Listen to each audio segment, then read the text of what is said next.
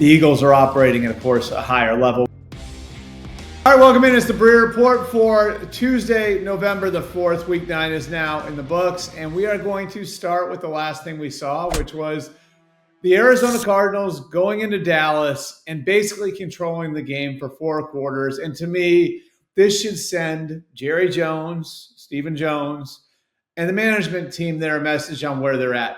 They should not be pushing their chips to the middle of the table now in pursuit of anything in 2025. It's a 3-5-1 football team. It's a team that's not playing very good on defense.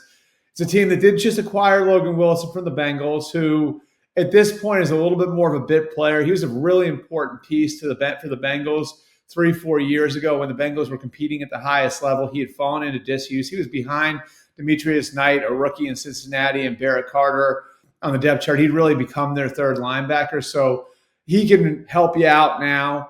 But if I'm the Cowboys, I am hitting the pause button on doing anything that relates to 2025. I'm focused on the future because I just think what last night proves is more of the same and more of the same of what we've seen over the course of the first 9 weeks of the season, which is the Cowboys aren't in position to compete for a championship right now, regardless of how much they've got invested in Dak Prescott, regardless of how much they've got invested in CeeDee Lamb, regardless of the fact that, they're going to have to make a decision on George Pickens, who's been really good for them after the season. This is a team that's not ready to compete for a championship, but they are in position to really restock their roster over the next couple of years. They've got the Packers first-round pick in 26. They've got the Packers first-round pick in 27. That's 4 first-round picks over the next 2 years. And I think if you look at where they're at, that gives them a chance to rebuild their defense. That gives them some flexibility now because Michael Parsons isn't there anymore to try and keep George Pickens aboard if George Pickens continues through the rest of the season, what he's done over the first 9 weeks. I really think like the silver lining here for the Dallas Cowboys is how they're set up going forward.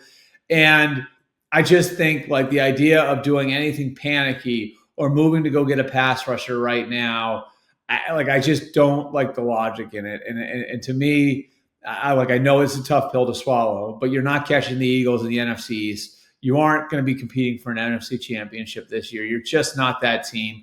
Last night was affirmation of it.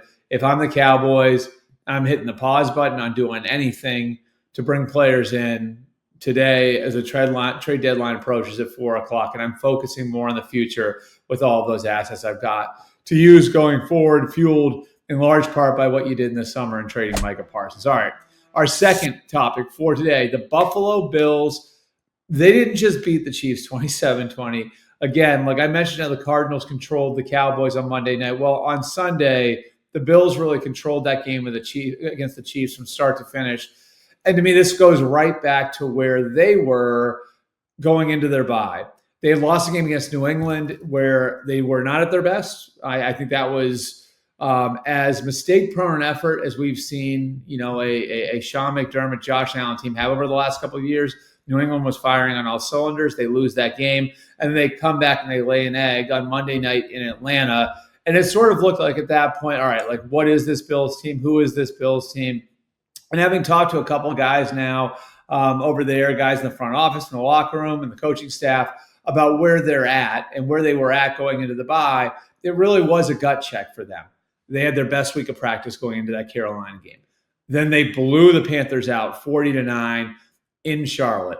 And that wasn't just a blowout. That was a blowout where they didn't need Josh Allen to do a whole lot to win that game the way they did. And even this week, right? And this is the key here, what they did against the Chiefs. Even this week, Josh Allen threw the ball 26 times. That was it. They didn't need Josh Allen to throw the ball more than 26 times to win that game. They were able to run the ball with James Cook. They were able to play good defense. And what I like about where Buffalo is now is you're starting to see some players emerge. Max Hairston as a rookie corner, Cole Bishop at safety. You're starting to see some of these younger players emerge, and that's what the Bills are going to need to get over the hump. And so I felt like after the first few weeks of the season, Buffalo was the favorite in the AFC. The way that they looked the first couple of weeks of the season, they hit their bump. They worked through their bump. It's a long season. This is a team now that I think is primed to become the number 1 seed in the AFC. And find a way to get to the Super Bowl finally after a 30-year drought. And wouldn't it be something if the AFC title game were the last game at Highmark Stadium, one of the more unique environments in all of football? Would be fantastic to see that happen. I think the Buffalo Bills are in great shape. I don't think there's any reason to panic if you're the Chiefs. Josh Simmons is back in the building now. To me, that was the first game where we saw the Chiefs really feel the effects of not having left tackle Josh Simmons out there. Joey Bosa was a monster. That's another guy who stepped up for Buffalo. They get Josh Simmons back in there. That'll calm things down across the offensive line. Again, Patrick Mahomes wasn't at his best on Sunday, but he's played really good football on balance this year. I trust the Chiefs. I would not be surprised if that AFC Championship game that I talked about, right?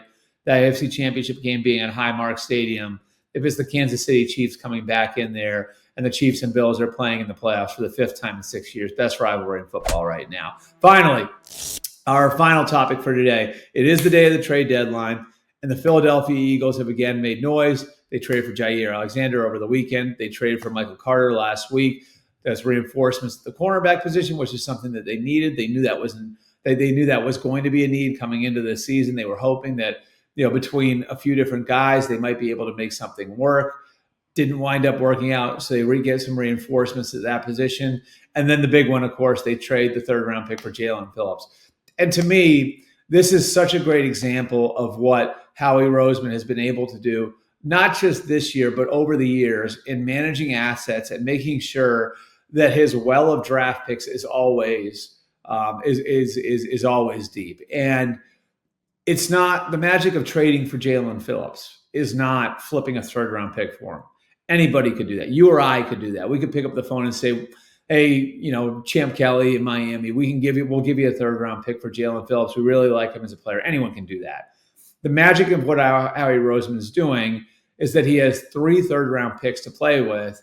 And so moving one of them isn't a big deal, right? And so how did he get those 3rd-round picks? Well, one of them was Hassan Reddick, right? Which, you're talking about trading for a draft pick that's a few years out when you did it. But that was knowing, all right, I'm going to have this job in a few years. Job security is a key to this sort of strategy. But I'm going to need that down the line. And so they have that pick for Hassan Reddick. And then the other 3rd-round pick is a compensatory pick for Milton Williams, a player that they drafted and developed through their own system. So they have 3 3rd-round picks of their own. The one they'll get is a comp pick for Milton Williams. And then the 3rd-round pick for Hassan Reddick. And now flipping a 3rd-round pick for rental in Jaelan Phillips isn't as big a deal. Those 3rd-round picks are really important.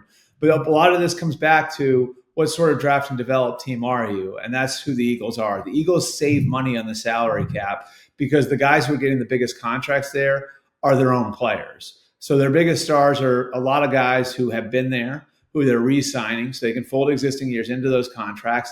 And then they draft and develop some guys that they let go. And that brings comp picks into the equation. And then they trade for a guy like this, a Jaelan Phillips, right? Maybe they extend him after the year. Maybe they don't. Maybe he goes and signs a big contract somewhere else. And then we're talking about another comp pick coming back. And so that's just great asset management that's fueled by their ability to draft and develop, fueled by their ability to make these sorts of moves. The Eagles are operating at, of course, a higher level, which is why they've been to 2 Super Bowls in the last 3 years and are the reigning Super Bowl champions. And now, after last night, sure looks like they're on their way to repeating as NFC's champions and going into the NFC playoffs with a high seed with a good chance to get back to the Super Bowl. Appreciate you guys coming out.